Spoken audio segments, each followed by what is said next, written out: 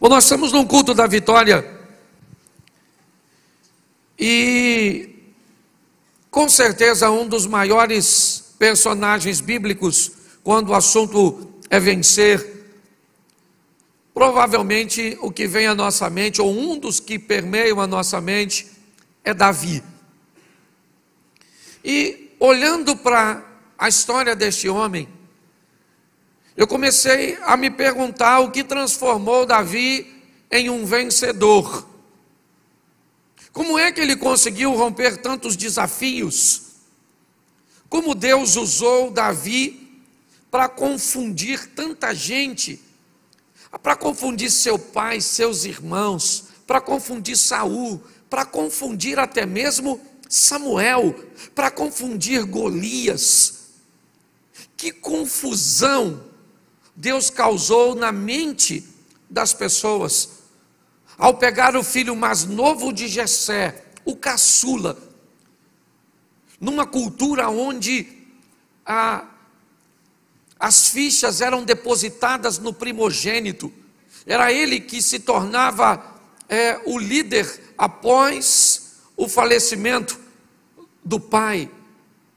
Quando Deus pega Davi, aliás, e não apenas ele, nós vamos ter Esaú servindo a Jacó, e uma visão bem interessante da postura da vitória e do crescimento do menor.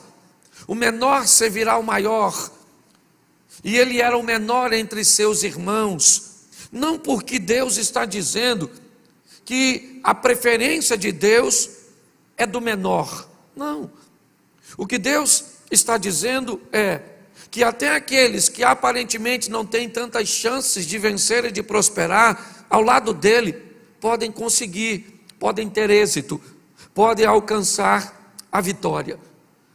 Esse é um texto que quando nós olhamos, Deus dizendo que faz o menor prosperar, que faz os grandes servir aos pequenos, é simplesmente um ambiente de motivação para aqueles que não têm tantos recursos, tantos privilégios, mas que estão dispostos a lutar com afinco, com dedicação. E é isso que eu quero olhar para você, ou conversar com você hoje, olhando a história deste moço. E ela começa no primeiro livro do profeta Samuel, no capítulo 16, no verso 1. Se você puder acompanhar comigo, eu vou usar bastante textos, mas eu vou falar pouquinho. 1 Samuel, vou ficar com essa tradução que fica mais fácil. Então disse o Senhor a Samuel: até quando terás dó de Saul, havendo eu rejeitado, para que não reine sobre Israel? Enche o teu vaso de azeite e vem, enviar-te-ei a Jessé, o belemita, porque dentre os seus filhos me tenho provido de um rei. Feche os seus olhos. Senhor nosso Deus e Pai, em nome de Jesus, eis aqui a tua palavra, continua falando conosco, usa-me como um canal de bênção nesta hora, fala conosco não aquilo que queremos ouvir, mas aquilo que precisamos. Tira-nos do conforto da mesmice e nos coloque no confronto das mudanças, que a tua palavra, que sempre é bênção para o nosso coração, seja mais uma vez assim, em nome de Jesus. Você pode dizer amém? Isso. Preste atenção nesse texto, porque ele sugere que a ordem que Deus vai dar a Samuel nessa ocasião já era um assunto que Deus vinha tratando com Samuel, sinalizando para o profeta que ele iria fazer uma mudança, ele ia depor um rei e ia constituir um novo rei de Israel. É importante entendermos e não culparmos demais Saul, porque ele é o primeiro rei, a monarquia ainda é algo muito novo para o povo de Israel. Enquanto outras nações vinham, de tempos em tempos, crescendo e entendendo que era uma monarquia, para Israel, o tempo dos juízes não fazia, não tinha ido embora ainda, estava nesse processo de transição. E o povo pede a Samuel um rei, até o próprio Samuel fica triste com isso, ele é o último juiz. E Deus diz a ele: Samuel, não se entristeça, porque o povo não está rejeitando você, esse povo está rejeitando a mim. Então me parece que essa é uma conversa que Deus já vinha tendo com Samuel. Tanto é que o versículo 1 diz, né? Samuel, até quando você vai ter pena de Saul? Até quando você vai continuar orando para que Saul continue no trono? Eu já o tenho rejeitado. Até porque a promessa não era essa. Saul era da tribo de Benjamim, certo? E a promessa de Deus é que o Salvador viria da tribo de Judá. Então isso deve ter até causado um pouco de confusão na tribo de Judá, quando viu um benjamita, né, se levantar. Mas quando nós vamos olhar, Deus direciona a Samuel muito pouco. Deus diz: você se levanta, enche o teu vaso ou chifre de azeite, desce a Belém, vai à casa de Jessé, porque da casa de Jessé eu vou levantar um novo rei em Israel. Mas não, Deus não disse para Samuel quem é esse rei. Deus diz apenas que vai levantar um novo rei e que ele deve ir para cumprir uma missão. Mas quando ele chegar lá, ele vai descobrir quem vai ser o rei. Provavelmente na cabeça, certo, de Samuel é Eliabe, com certeza, o filho mais velho, o primogênito de Jessé.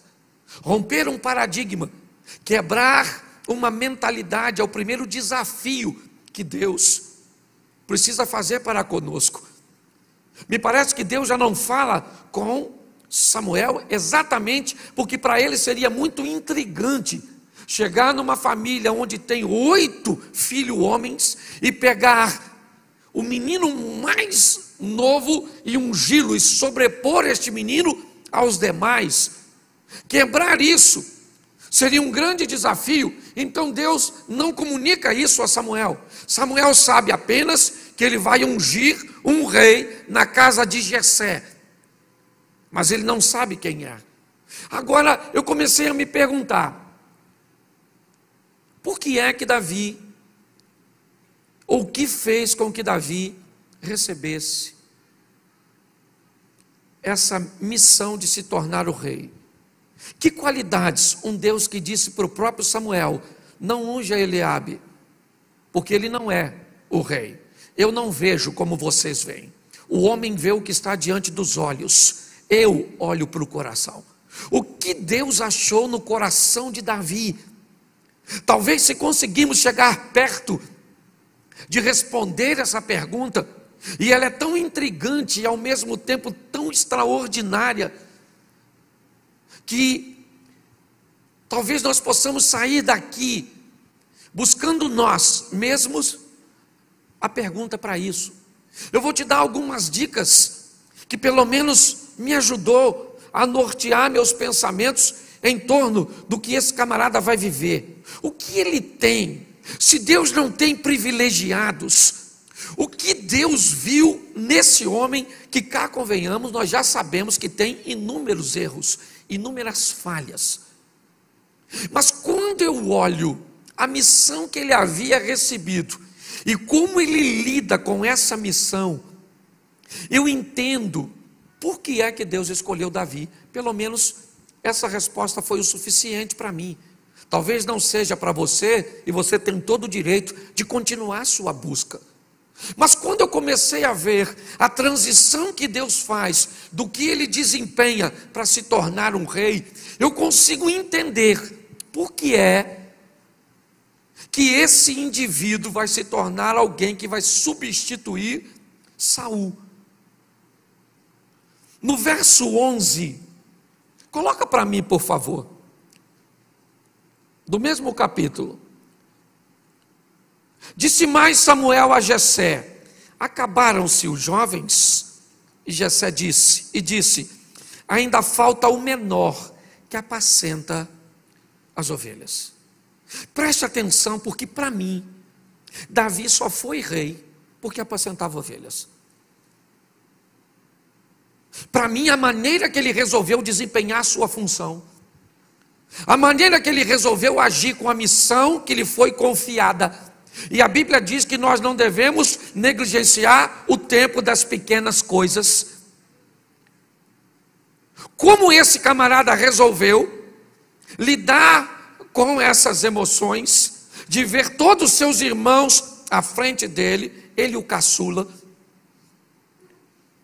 Sabe, um dos livros, eu já falei isso aqui, que eu li, que me impactou, foi Transformando Suor em Ouro, de Bernardinho, o técnico da seleção brasileira de vôlei, né? Até algum tempo atrás. Hoje me parece que já é o Zé Roberto, nessa transição. Mas preste atenção, quando esse camarada foi jogador, o Bernardinho, ele exercia a função de levantador. E quando ele foi levantador, o levantador titular se chamava William, um dos maiores levantadores de todos os tempos, até porque o Brasil é um dos grandes campeões, né? No vôlei masculino. Mas o Bernardinho tinha pouquíssimas oportunidades de entrar na seleção. O William era uma estrela e o Bernardo então só entrava em movimentos táticos, quando o técnico queria diversificar uma jogada que já estava sendo marcada por William, por suas características. Então normalmente era 1, 2 jogadas e ele voltava para o banco, 1, 2 jogadas e ele voltava para o banco, e poucas vezes ele pôde exercer essa função. E para alguns, ele foi um jogador mediano, medíocre, alguém que conseguiu despontar ainda, que só em chegar à seleção já é algo muito grande. Mas a minha pergunta é: o que esse camarada conseguiu ver do banco?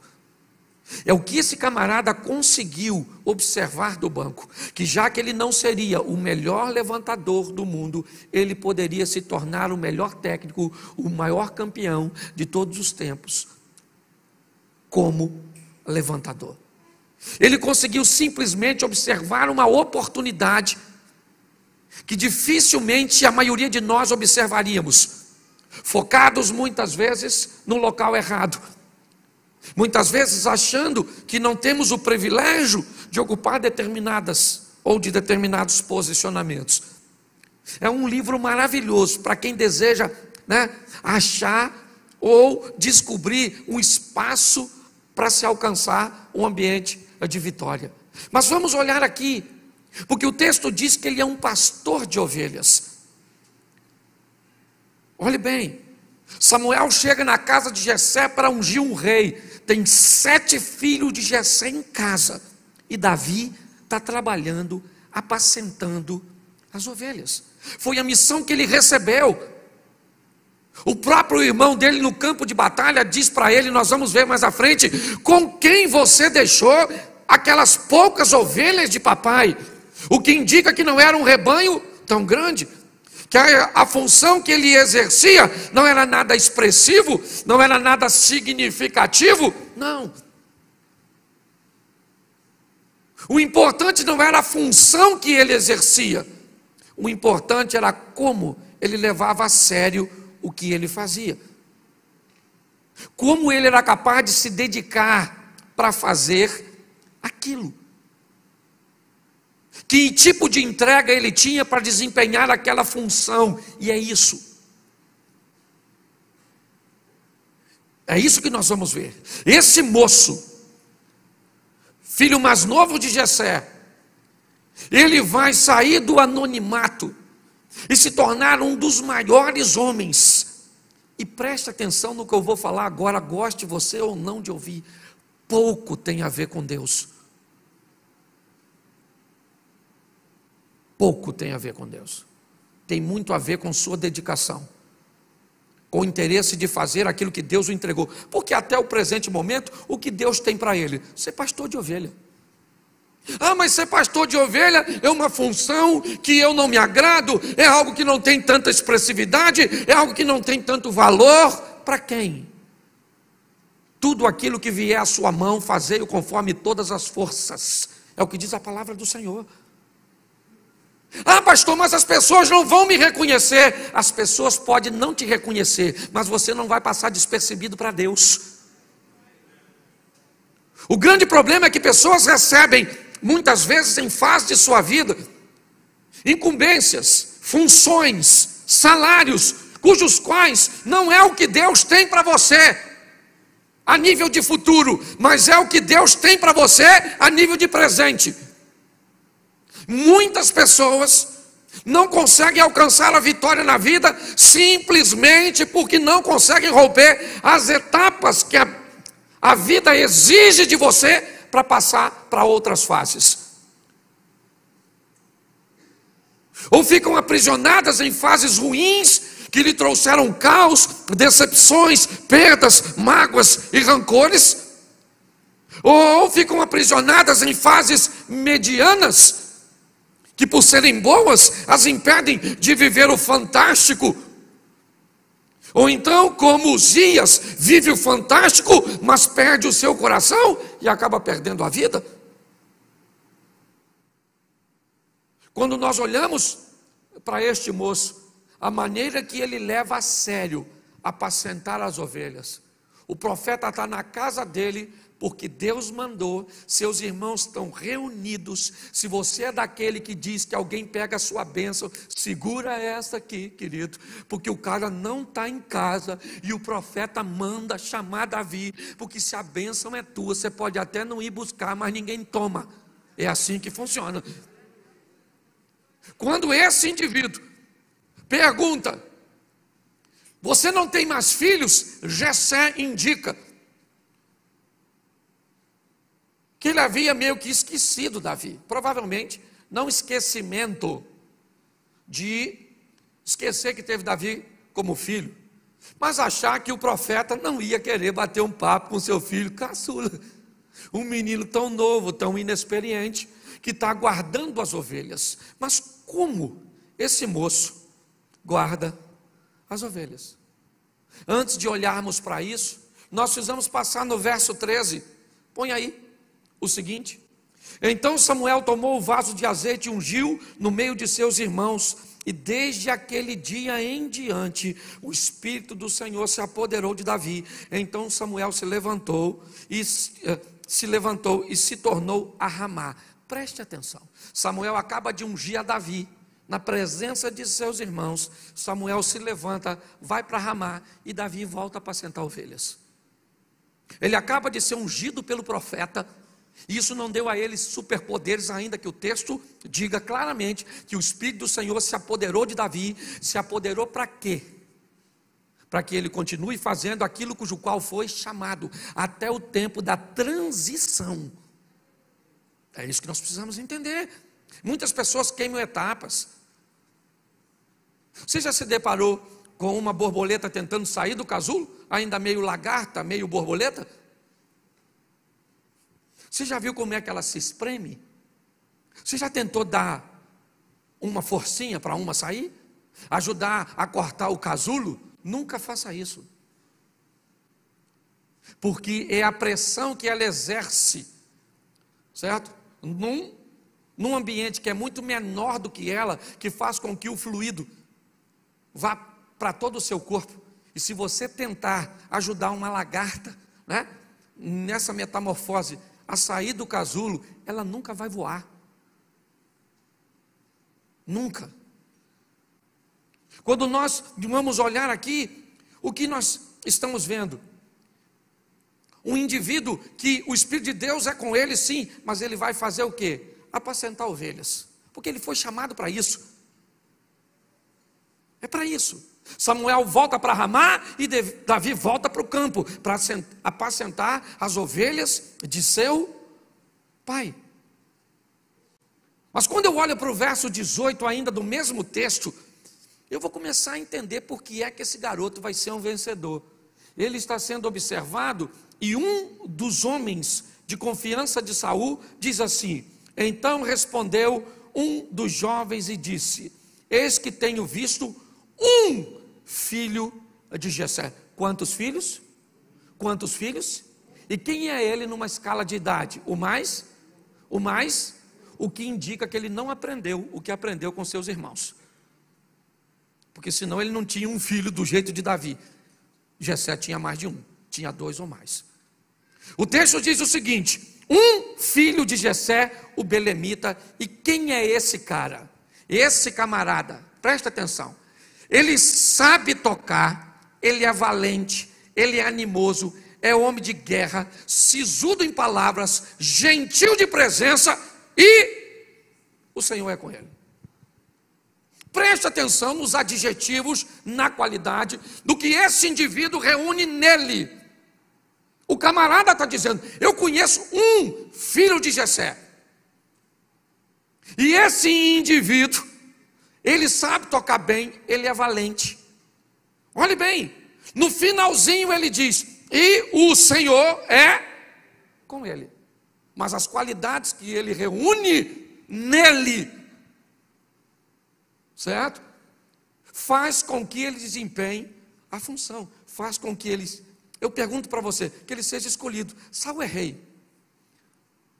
Você acha que o rei tinha no palácio bons músicos? Sim ou não? Gente que sabia tocar bem? Você acha que ele tinha lá gente bonita?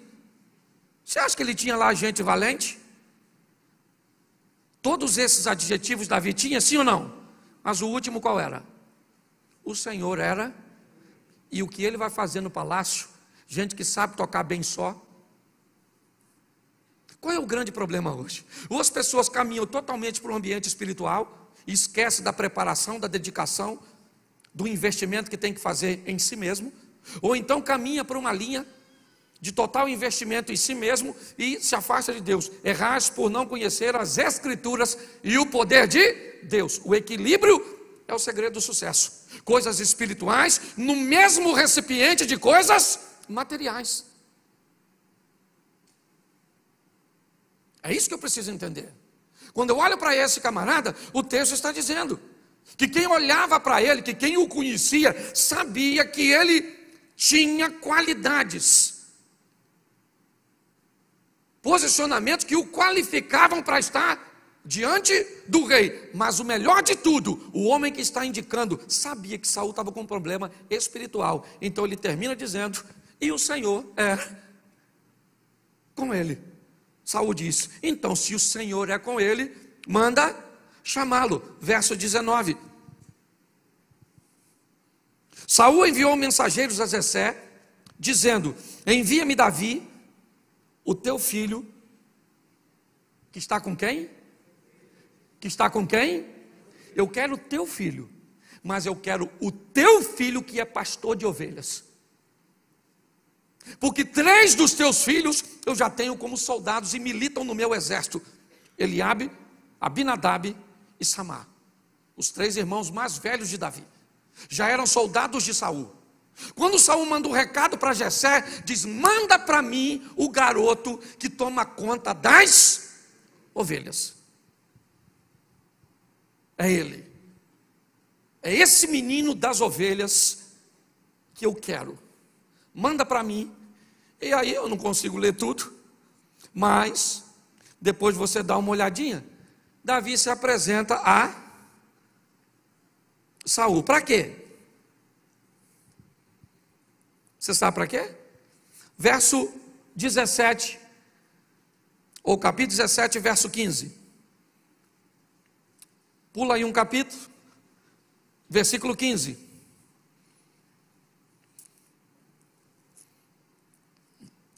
Davi, porém, ia e voltava de Saul para apacentar as ovelhas de seu pai em Belém. Preste atenção.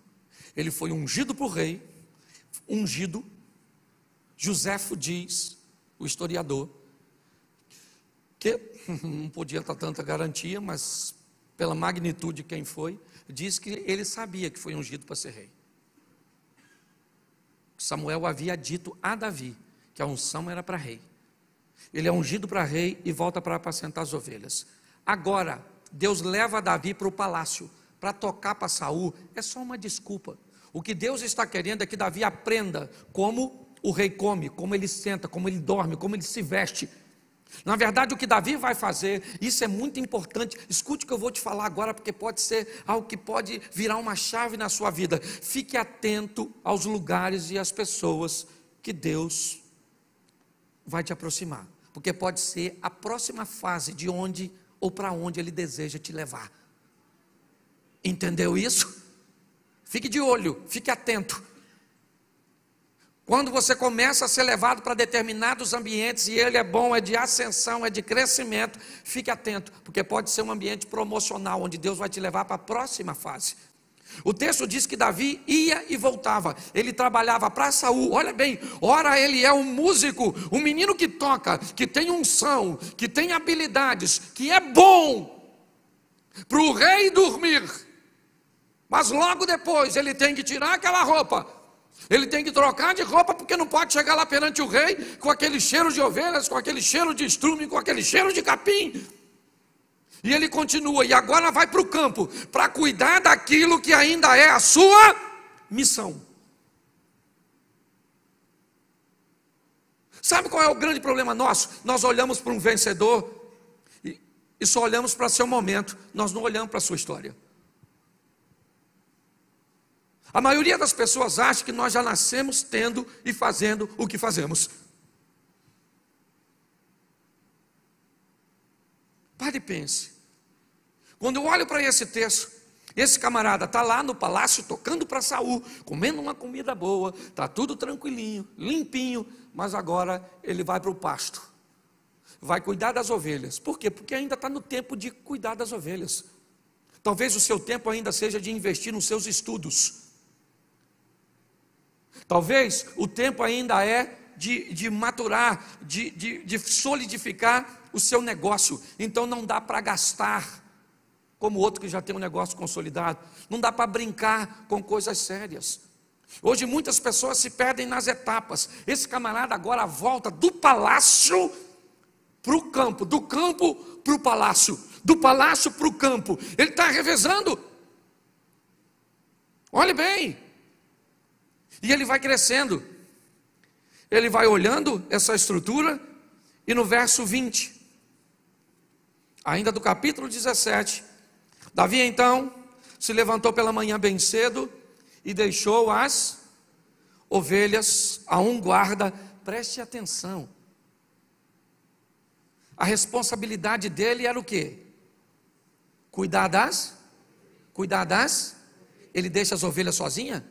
Não, ele pega as ovelhas e deixa com um guarda. Ele precisa saber que as ovelhas estão seguras, estão guardadas, porque aquilo é obrigação dele. E olha como ele trata. Ele poderia dizer para seu pai: poxa pai, eu já passei a ovelha. Pô pai, eu já toco para Saul. E agora o senhor, presta atenção, Jessé tinha 8 filhos, 3 era soldado, 4 fazia o quê? Você já notou que costumam pedir as coisas quem já tem muita ocupação? Você já notou isso? Os filhos, quem tem 3, 4 filhos, aquele filho mais dedicado, que obedece, é o sobrecarregado. Toda hora a mãe está pedindo outro, está pedindo. Poxa mãe, está vendo televisão? Pois é, meu filho. A mãe não fala, nem o pai: hoje eu vou alegrar seu coração te dando a resposta. Mas sabe o que a mãe pensa? Pedir nada, aquilo é um imprestável. Eu peço a Deus para melhorar um dia, mas não serve para nada aquilo ali, nem para sabão, não é verdade? É assim que funciona. Por favor, não dê nada de responsabilidade alta à toa. O que você está fazendo? Nada. Então, querido, toma um peixe para tu. Nada com ele. A verdade é essa. Ele agora vai deixar, sim, mas não vai deixar? Não. Ele vai pegar agora e vai levar uma mensagem para seus irmãos. Saber como eles estão. Os 3 mais velhos militam no exército de Saul. Mas Davi segura suas ovelhas e entrega na mão de um guarda. E quando ele chega, e isso é que é maravilhoso, Quando ele chega no campo de batalha, no vale de Socó, ou de Elá, não sei como é que está a sua tradução, a situação não está muito boa, os filisteus de um lado, Israel do outro, e aquela coisa, e os filisteus têm um soldado, ele é muito experiente, ele é grandão, ele parece um tanque de guerra, seu nome é Golias, ganhou quase ou todas as suas batalhas, certo? E sabe o que é mais engraçado? Que Deus vai usar um pastor para matar um gigante. Davi só vira soldado depois que mata o gigante. Antes de matar o gigante, ele ainda é um pastorzinho e um pajem de armas. É o que a Bíblia diz que ele é. Sabe? Coisinhas bem insignificantes. Mas já tem acesso ao palácio, já come uma boa comidinha, provavelmente, já consegue se aproximar do rei, já está andando nos corredores do poder. Ele já pode experimentar e observar determinadas coisas. Isso é muito importante. Mas, quando ele chega no campo de batalha, tendo deixado suas ovelhas seguras lá, ou aliás, diga-se de passagem, ovelhas que nem suas eram, era de seu pai. Davi era capaz de cuidar com tanto cuidado, com tanto zelo, com tanto apreço, aquilo que nem dele era. E que se seu pai morresse, provavelmente ficaria sob domínio de Eliabe, com certeza. E para chegar alguma coisa dele, seria bem no finalzinho, ele é o caçula. Mas ele não tem problema com isso. Porque a maior besteira do mundo é você achar que trabalha para homens e faz a coisa para pessoas. Nós fazemos para Deus e dele vem a recompensa. Entendeu? Se você acha que você faz coisa para a gente, você vai ficar decepcionado. Eu falo isso aqui, espere nada dos outros, um pouco de você e tudo de Deus, e você nunca vai se decepcionar.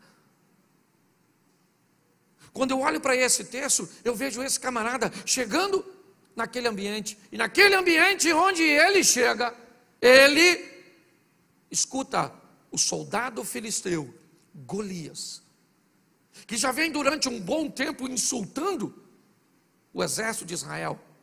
Ele não quer uma guerra, ele quer um duelo, ele não quer um derramamento de sangue, é lógico que ele não quer. A autoestima, a autoimagem de Golias é algo extremamente consolidado, não há nenhum problema. Golias não pergunta ao rei, pelo menos o texto não diz, para se tornar um representante dos filisteus. Mas quando alguém em Israel se levanta, alguém leva para Saul, porque Saul tem que autorizar, e ainda mais alguém como Davi, tão pequenino. Quando nós olhamos para isso, é isso que nós vemos. Ele pedindo um soldado, mande um soldado de Israel para lutar comigo, mande um soldado de Israel para lutar comigo, e Deus está pensando, eu não preciso de um soldado para matar você, eu mato você com um pastorzinho meu, novinho e pequenininho, porque as minhas vitórias quem faz sou eu. Você está entendendo? Deus está falando com você hoje, eu não sei o que você está enfrentando. O importante é você não enfrentar sozinho, deixar Ele ir com você, porque se Deus é por nós, quem será contra nós? Você acha que você está precisando de algo mirabolante, algo pirotécnico, algo extraordinário para vencer o seu opositor? Não, você está precisando que Deus entre com providência. Que quando Deus entra com providência, Ele faz algo e muda toda a história.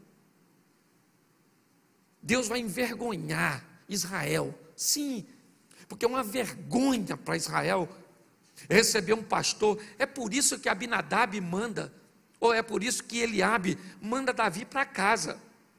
Aquele não era um ambiente para pastor de ovelha, aquele era um ambiente de guerreiro. Ali estavam homens de guerra, valentes, preparados, destros. Quando Deus manda Davi para o vale de Elá, Ele quer envergonhar o povo de Deus, sim, e dar uma grande lição, mas Ele quer envergonhar o inimigo, os filisteus, dizendo, eu não preciso de um cara grande, vocês precisam de um cara grande para ser reconhecidos como vencedor, é isso? É isso? Eu não. O que você precisa? Para ser um vencedor, você precisa andar num carro extraordinário, porque você acha que é essa a imagem que você vai vender? Você quer morar numa mansão? Morar numa mansão é fácil, difícil é torná-la uma casa em lar. O preço de uma casa eu sei quanto custa. O preço de um lar, tem gente que tem e nunca consegue. Quando nós olhamos para esse texto aqui, o que nós vemos é o Golias dizendo: eu preciso ou desejo alguém para lutar comigo. Verso 26. Então falou Davi aos homens que estavam com ele, dizendo: que farão aquele homem que ferir a este filisteu e tirar a afronta de sobre Israel? Quem é, pois, esse incircunciso filisteu para afrontar os exércitos do Deus vivo? Eu gosto de Davi, porque apesar de tudo, ele também está procurando uma ascensão. Que antes de lutar ele quer saber que de graça ele também não vai. Até porque não é sua função. A sua função é cuidar de ovelha. Quando ele vê aquela oportunidade, primeira pergunta dele: irmão, o que vão dar para quem matar esse gigantão e tirar a afronta de sobre Israel? Alguém falou: 3 prêmios, casa com a filha do rei, fica rico e a casa não paga imposto. Pensa num troço desse. Isso é uma oportunidade da China. Mas tem que estar vivo. E o gigante está acostumado a matar todo mundo. Quando Davi escuta isso, ele diz assim: fala para o gigante que eu mato ele. Agora, a confusão está montada. Um garoto que chega levando pão, queijo e leite, apenas para pegar uma informação, e provavelmente vai trocar de turno com um guarda que ele deixou tomando conta das ovelhas. Agora aquele garoto está dizendo publicamente que quer ser o representante de Israel para enfrentar o gigante. Eu pergunto a você: quem é que acreditava que ele ia ganhar? Um jovem dizendo que quer enfrentar o gigante. Eu confesso que se eu estou lá, eu ia perguntar: esse menino usa droga? Onde é a Cracolândia mais próxima? Esse menino está louco. O Golias grande, conhece a indumentária todo, campeão. Esse garoto está dizendo que vai enfrentar. Verso 28.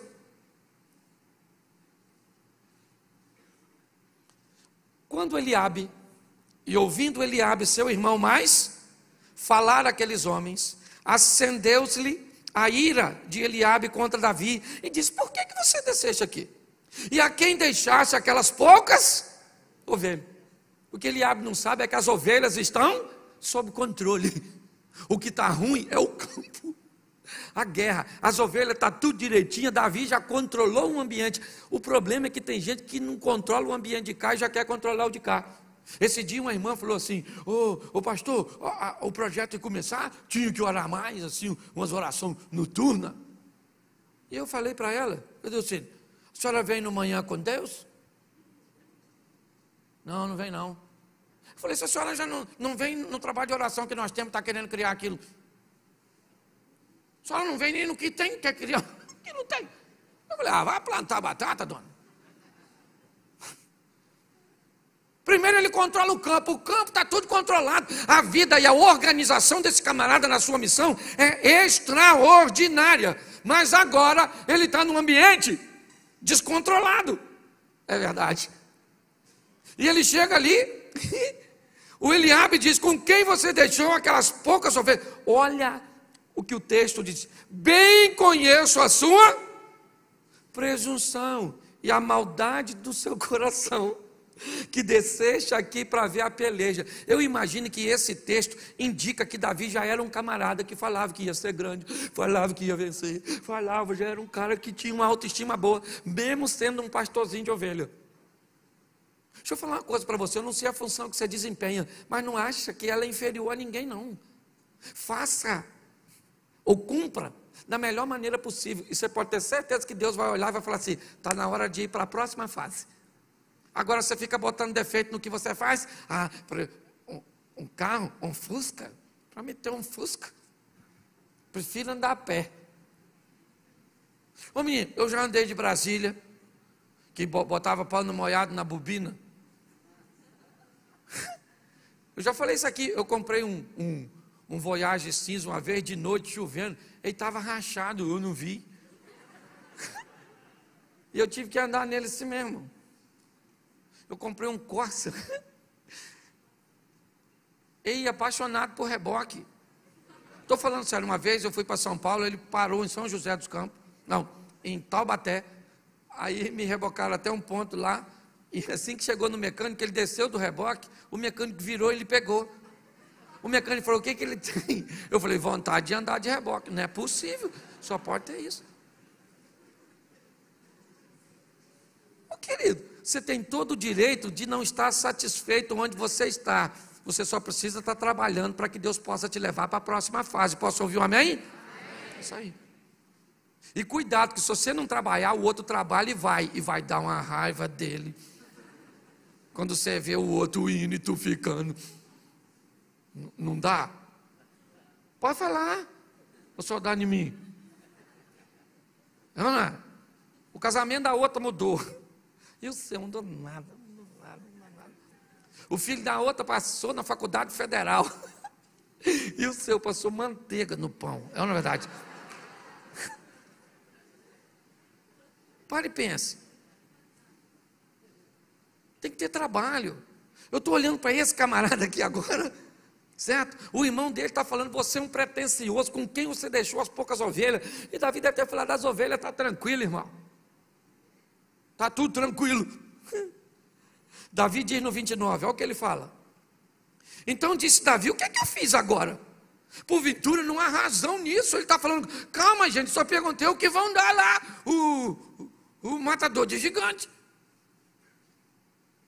E aí então, verso 34, ele está na presença de Saul nesse texto. Saul está convencendo Davi, volta um pouquinho, que eu acho que vale a pena. Verso 32. E Davi disse a Saul, não desfaleça o coração de ninguém por causa dele, o teu servo irá e pelejará contra esse filisteu. Olha o que Saul falou. Porém Saul disse a Davi, contra esse filisteu não poderás ir a pelejar com ele, pois tu és ainda moço, e ele, homem de guerra desde a sua... Olha que coisa animadora. O rei falou, Davi, deixa eu falar uma coisa para tu, presta atenção, garoto, acorda menino, você é um menino, esse cara é matador desde garotinho, quase matou a mãe dele quando nasceu, esse cara é grande, você está entendendo? Não vai rolar, você vai morrer. Olha o que ele disse. Então disse Davi a Saul, teu servo apacentava o quê? Olha a tal das ovelhas de novo. Esse cara tinha um negócio com ovelha, parecia carrapato. O cara extraordinário. Ele disse, olha, o teu servo apacentava as ovelhas de quem? De seu? E vinha ou um urso, e tomava uma ovelha do rebanho. Olha o que ele está falando. O teu servo aqui, ô Saul, deixa eu explicar uma coisa com você. Eu estava apacentando, por quê?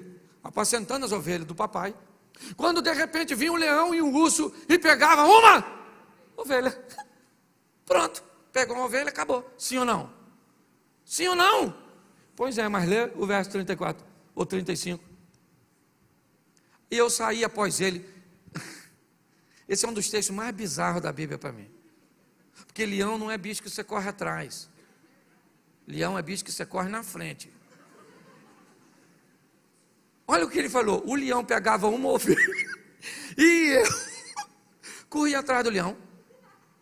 O leão com a ovelha, se o leão está com a ovelha na boca, provavelmente essa ovelha já está, mas Davi está dizendo, se ela está morta ou viva, esse não é um problema. O problema é que essa ovelha não é do leão, ela é minha, ela é do papai, e eu fui encarregado de cuidar dela.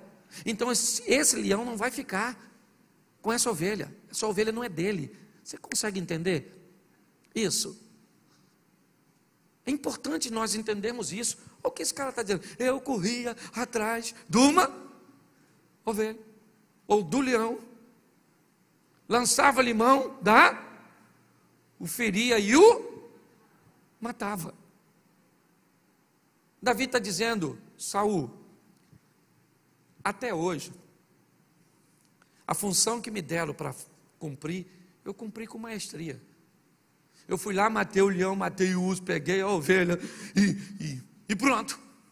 Saul falou assim: então,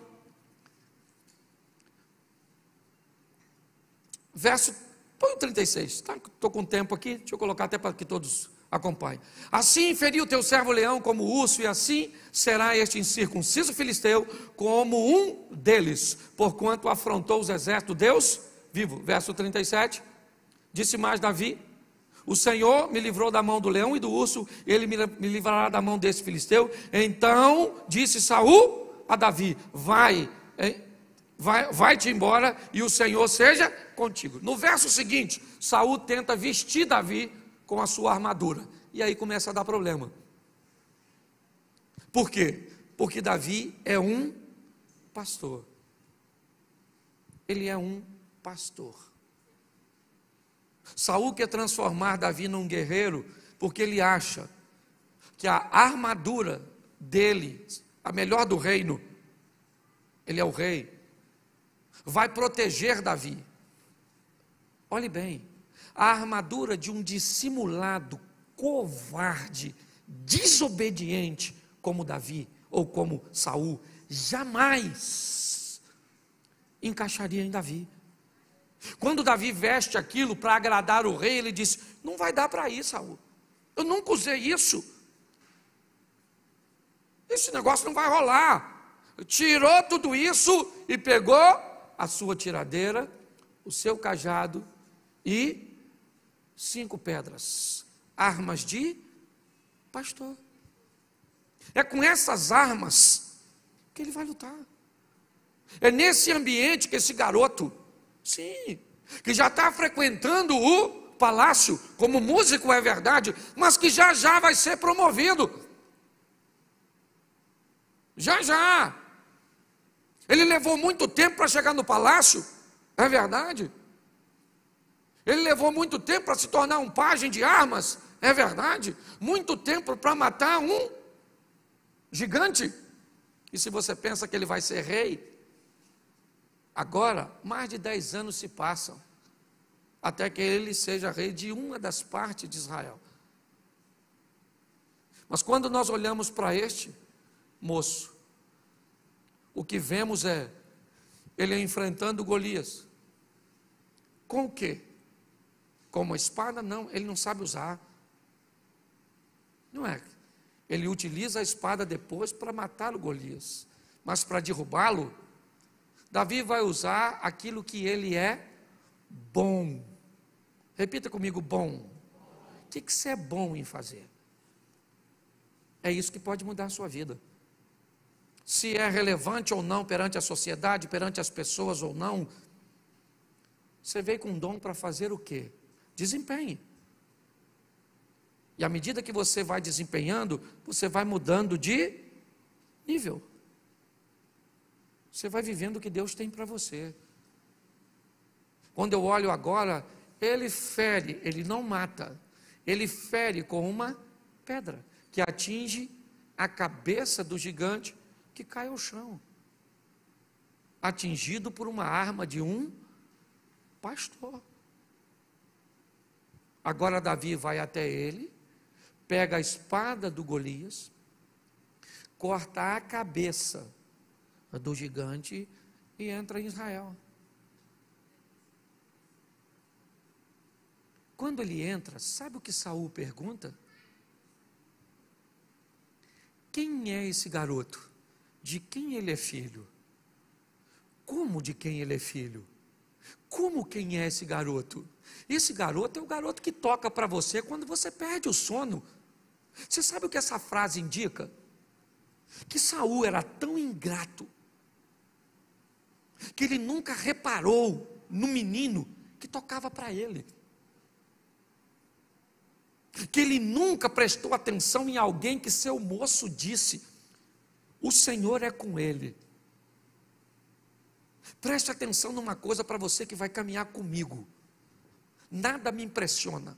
Que você é daquela porta para fora, eu não estou nem aí. O carro que você anda, o dinheiro que você tem, seu nível socioeconômico, cultural, eu não quero saber a casa que você mora. Quem vem para meu ministério achando que vai ser bajuladinho, está lascado, ó, porque não é a minha praia. Agora, você quer ver um troço que me encanta, é eu olhar para alguém e descobrir que Deus está agindo ali. Aí eu me torno como o vento. Eu quero soprar para a pipa dos outros subir. Quando Saul vê Davi tocando, um espírito mau indo embora, ele nem sequer olha para o cara. Quando Davi mata o gigante, Saul pergunta para seu comandante de quem esse garoto é filho. Ou melhor, manda chamar Davi, em algumas traduções, e pergunta para Davi: você é filho de quem? Quem é você, cara? Como quem sou eu? Foi você que pediu para o papai me liberar para me ter uma carga dupla de trabalho? E agora você vem me perguntar, você nunca me notou? Por isso que eu estou dizendo, as pessoas podem não te notar, mas Deus sabe quem você é. E é assim que funciona. E você sabe o que Saul faz? Não dá a filha dele, Merabe, para casar com Davi. O prêmio dizia que Davi seria genro do rei, sim ou não? Não dá. Merabe é dada a um amigo de Davi, ainda para humilhá-lo. Sabe a riqueza que Saul disse que daria para alguém que matasse o gigante? Davi não ganhou. Porque quando Davi, ou Saul, astuto, vai oferecer Mical para Davi, Davi diz: quem sou eu para me tornar ou me aparentar com o rei? Eu não tenho dinheiro para pagar o dote de uma princesa. Olha bem, e provavelmente Jessé continuou pagando imposto. Mas deixa eu te explicar uma coisa, o tempo passou. Mical foi dada a Davi, e não como Merabe, um pagamento, mas Mical amava Davi. Ao invés de ter uma esposa por conveniente, por um pagamento, ele foi viver com uma mulher que amava ele. Isso vale muito mais. Dinheiro, esse camarada foi um dos homens mais ricos que pisou nessa terra. E imposto, ele nunca mais precisou pagar, porque se tornou rei, todo mundo pagava imposto para ele. E você sabe por que ele viveu tudo isso? Porque era pastor. Era alguém que recebeu uma missão tão simples, mas resolveu fazer da melhor maneira possível. Saia daqui hoje com vontade de ser o melhor naquilo que você faz. E a melhor maneira de ser o melhor no que você faz é não querer ser melhor que o outro, é querer apenas ser melhor do que você mesmo amanhã. É isso. É isso que Deus e a vida está esperando você fazer para te levar para a próxima fase, que pode não ser ainda a sua fase de glória, ainda pode ser uma fase que te leve do campo para tocar para um homem que nem olha na sua cara e nem quer saber quem você é. Mas continue fazendo, continue trabalhando, porque Deus vai te honrar. Você veio buscar o milagre e precisa dele, continue. Se é que você está nessa postura de fazer o melhor pelo seu casamento, por sua vida profissional, por sua saúde, por sua família, certo? Pelos seus projetos de trabalho. Eu preciso que você saia daqui entendendo que Deus já fez a parte dele. Deus não vai fazer a parte dele. A parte dele ele já fez. Agora nos cumpre fazer a nossa. Eu sei que de um tempo para cá, eu tenho colocado muito a responsabilidade aqui, ó, nos nossos ombros. Dificilmente você vai me ver subindo num púlpito para dizer que a sua derrota é culpa de Satanás. Não.